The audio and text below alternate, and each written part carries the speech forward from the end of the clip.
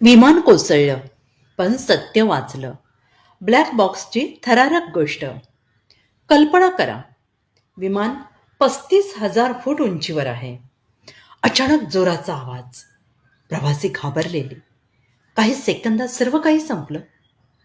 आणि अपघातानंतर फक्त धूर, आग आणि तुकडे. पण या सगळ्यातून एक गोष्ट जिवंत राहते. ती सगळं पाहते, ऐकते आणि नंतर सत्य सांगते. ती म्हणजे ब्लॅक बॉक्स.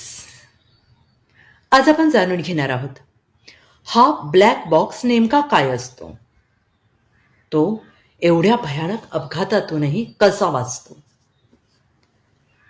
ब्लॅक बॉक्स म्हणजे काय?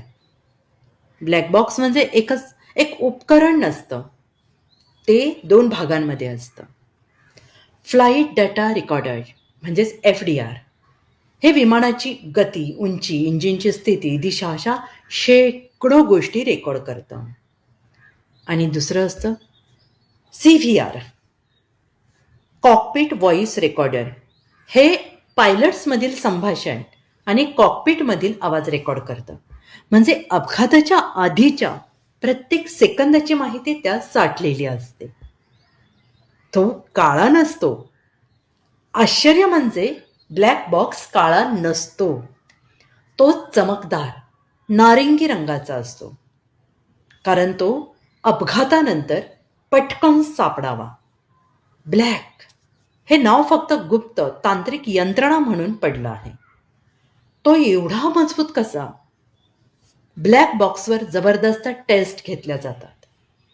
1100 अंश सेल्सिअस तापमानातही तो टिकतो.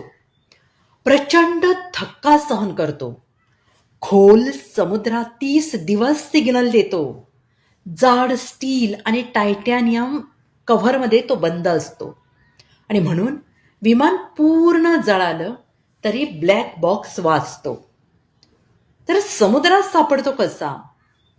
जर विमान समुद्रात कोसळलं तर ब्लॅक बॉक्समध्ये एक अंडर वॉटर लोकेटर बिकॉन असतं.